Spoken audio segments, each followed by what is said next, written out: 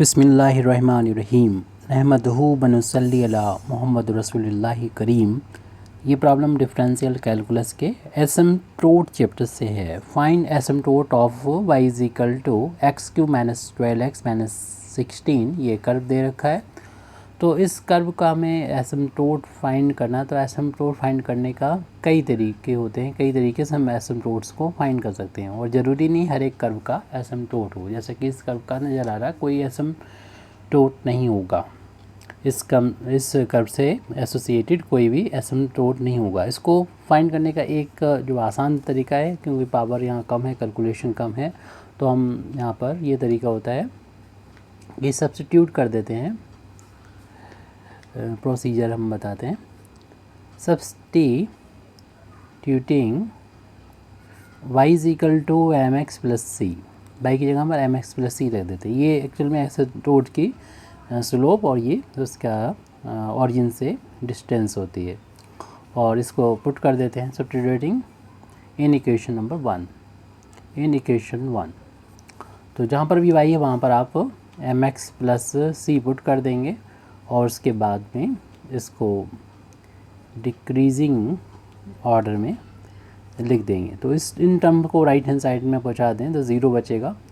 जो like term है, equal power वाले टर्म है, उनको हम एक साथ रख रहे हैं। यहाँ पर साइन चेंज हो रहा है, यहाँ पर लेफ़्ट से राइट जाने पर प्लस थे तो माइनस हो गए दोनों टर्म ये।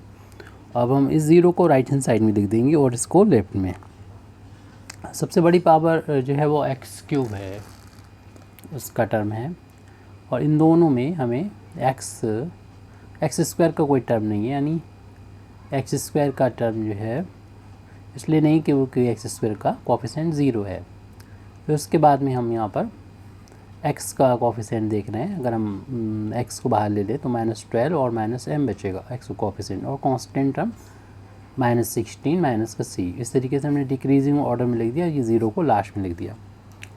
अब इसके बाद हमें देखना होता है इस जिस प्रोसीजर से हम इसको सॉल्व कर रहे हैं, यानी जो वर्किंग प्रोसीजर है वो ये होता है y is equal to m x plus c put कर देते हैं कर्व में। उसके बाद में x की जो सबसे बड़ी पावर होती है, जो कि यहाँ पर 3 है, और x की सबसे उसके बाद वाली पावर जो कि 2 है, इनके जो कोफिशिएंट होते हैं उनको ज़ीरो के बराबर पुट किया जाता है।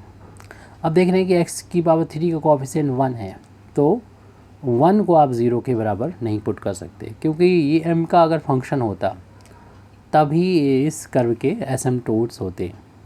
तो m का ये फंक्शन नहीं है, यानी ये जो कोफिशिएंट है उसमें m नहीं आ रहा। m तब आता है जब एसिम्प्टोट्स प्रेजेंट होते हैं, क्योंकि हर एक कर्व के एसिम्प्टोट्स नहीं होते हैं। तो इस कर्व का एसिम्प्टोट नहीं है, इसलिए सबसे बड़ी पावर का कोफिशिएंट जो है वो कांस्टेंट आ रहा है। Since highest coefficient of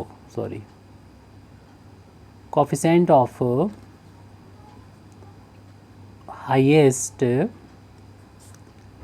degree term is constant, यहीं से हम कह सकते हैं देयरफॉर देयर इज नो